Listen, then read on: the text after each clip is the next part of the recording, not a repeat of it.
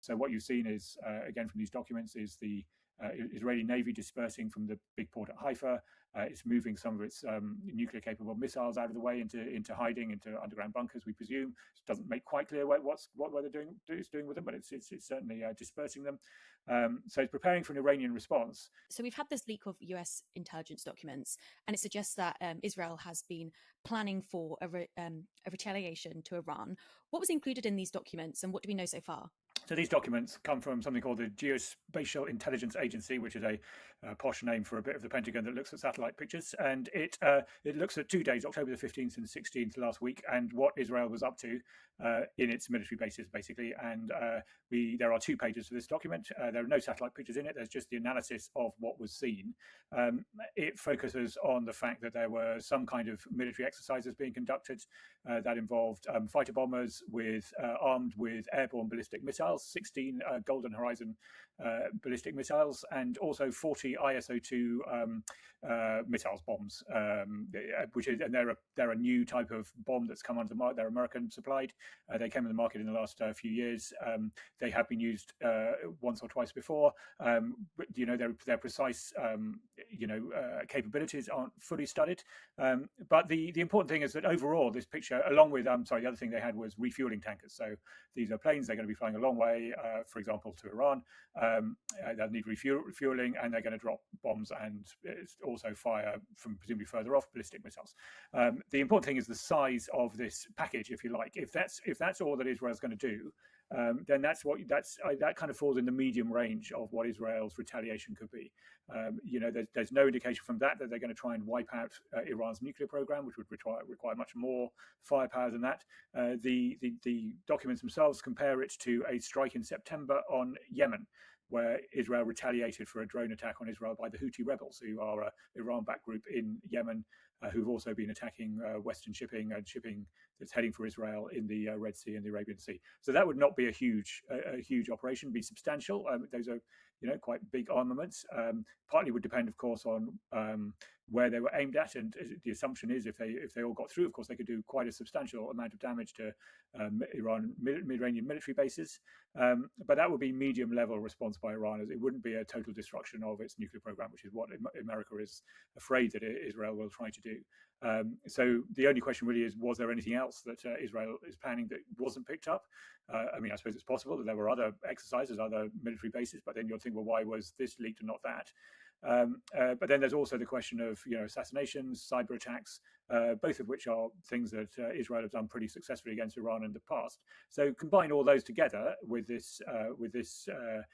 what was picked up by this intelligence, then you've got a fairly substantial attack. And as you mentioned, there wasn't any indications about what or where they were targeting. But could we take an educated guess as to where this attack may take place? And also, when we talk about the scale of this attack as well, could you give us some detail into the impact that last attack had in Yemen?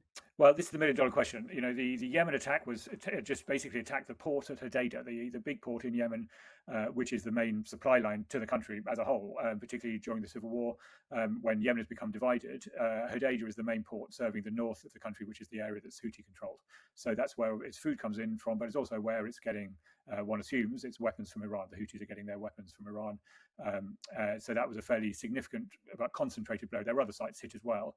As you say, the $1 million question is, what targets are they trying to hit? Now, obviously, if they went after Iran's oil installations, for example, this kind of weaponry can cause an enormous amount of damage to Iran's main oil refinery at Karg Island, or its port at Bandar Abbas, and other places associated with the oil industry. I mean, you could really do a substantial amount of damage because oil facilities by their nature are quite concentrated. Now, if you were going to go after the entire extent of Iran's military program, you'll probably need to use more than this to take out all of it, unless you were very clever, and I say unless there are other things which haven't been picked up by the satellite imagery. My assumption, if this is the extent of it, is that there's going to be, as I say, there's probably going to be a combined attack involving, maybe a longer range assassination program, but a cyber attack and this program together could, between them, cause a severe weakening of Iran's military installations if it's successful. And Israel tend to be quite successful at these operations. So I suspect that's what we're looking at is a degrading of Iran's military abilities, but not a total wipeout. And another big question is, when would this potential attack happen? And it's been around 3 weeks since Iran fired around 180 ballistic missiles at Israeli cities and bases. And we haven't seen a retaliation yet. But why do you think it's potentially taken so long so far? Well, I think they want to keep the suspense going. And of course, what we have to remember about Israel is that, because Israel fights wars on so many fronts, we tend to, divide them up. I mean, partly the attention span of the media and its users, likes the idea of breaking it up. So we, don't get bored with Gaza and then don't get bored with Lebanon. So let's all move on to Iran. That's how we operate. But of course, Israel sees it very differently. Israel and the Israelis, for them, it's much more integrated. So one advantage for them, I mean, it's a kind of fairly crude, calculated advantage. If you have these wars on different fronts, you can distract from what you're doing on one front with diverting attention to another front. So at the moment, it's conducting a war on two fronts already with Gaza and Lebanon, and having a lot of attention over a long period of time, focusing on the Iran threat and so on, is distracting people in the West, particularly from bad publicity for what's happening in Gaza. The publicity is now pretty bad for Israel. The Western powers are kind of fed up with what Israel is doing in Gaza, let alone everybody who isn't naturally a friend of Israel. So the longer you can string that out, the more you can get on with what you want to do in Gaza and Lebanon with attention somewhat distracted. Do you think that this intelligence leak could impact or delay Israel's response to Iran? Yeah, there's a lot of people, because the leak doesn't show anything hugely hugely surprising. This is pretty much what we'd expect Israel to be doing, preparing for carrying out exercises in advance of a multi-pronged attack on Iran. So there's been a lot of attention on why these documents leaked. Was it someone who didn't like Israel, who wanted to leak to Iran as a warning to them, or my slightly more, individual response? I haven't seen many other people coming up with this, but it seems most likely to me is that this is a kind of semi-deliberate leak, if you like, that serves as a warning to Israel, and particularly the government of Benjamin Netanyahu, which the White House doesn't like very much, to say, we've discussed this. We know what we think. We know what you're doing. You've told us what you said you're going to do. We're just keeping an eye on you and making sure that your preparations are indeed what you've told us they are. We're keeping an eye on things. That's my suspicion. So I think that's the aim, is sort of to try and keep Netanyahu on the to the agreement he's made clearly with President Biden over what his response will be. Biden said himself on Friday that he knew what Israel was going to do and when, but wasn't going to tell anyone. So I suspect it hasn't changed things that much. I may be wrong. It may be that Israel wants to get on with it now because it's afraid of more leaks. But I suspect this is slightly choreographed, and Israel will do it in its own time, which I guess won't be too far off. But it's never any great hurry. There's no particular reason to hurry these things. And if you are correct with that theory, what do you think this says about the relationship between Netanyahu and Biden? I think the important thing to remember, I mean, so much is written about Israel and America as if it's just as if they're a constant, and it is a fairly constant relationship with American support for Israel, at least in the last couple of decades. But that is subject to the vagaries of individuals and individual administrations. Netanyahu is a very tough cookie.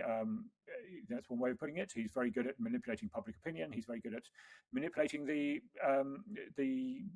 people he works with. He's a very canny political operator. He's been Prime Minister of Israel on and off since 1996. He was first elected. Even before that, he was very well versed in American politics. He'd been a diplomat in Washington, and he'd been educated in America. He's obviously fully bilingual, as we all know. He understands how American politics works, and he uses that to his advantage, and as he sees it, Israel's advantage. So he's very good at sort of striking a deal with not just his enemies, but who he doesn't strike deals with, but with his friends, like America. He's done the same with Britain in the past, where you think you've got a deal, and then he's always pushing that extra mile where he's left a little loophole for himself, and that kind of infuriates his partners in the West. It's infuriated British foreign ministers in the past, and it's infuriated presidents of America in the past. So Biden is a long-standing friend of Israel. There's never any doubt that he's not going to. There's never any doubt he's going to support Israel. At the end of the day, he's carried on the weapons supplies. He's made it fairly clear that whatever happens, that will continue. So if he's not going to end the weapons supplies, what leverage does he have over Netanyahu to show that he's aware of this tendency in the way Netanyahu operates and try to limit it? And this is, if I am right, I mean, it's only a conspiracy theory, but if I am right, then this is one way well, it's one way that if I were president, that I would use. In terms of what we know so far and what's suggested in these intelligence documents, and especially looking at the scale at which this promised attack could happen on Iran, what would be the significance of this attack, especially in terms of the war so far? Right. So this is, the it's been pretty clear from the night of that ballistic missile attack that this is a key moment, not only for the Gaza war, but for the Middle East, perhaps the wider world. We've talked about this since the beginning of this conflict in Gaza. What is the chance of this escalating into a wider war?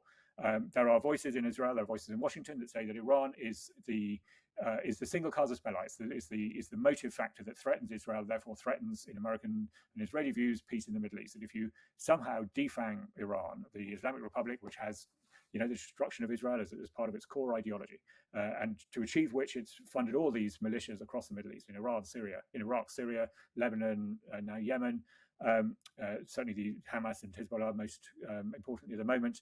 If you defang Iran, you can really reshape the Middle East and lower the threat to Israel. And if you're an idealist, then maybe try and create a more peaceful Middle East at the end of it.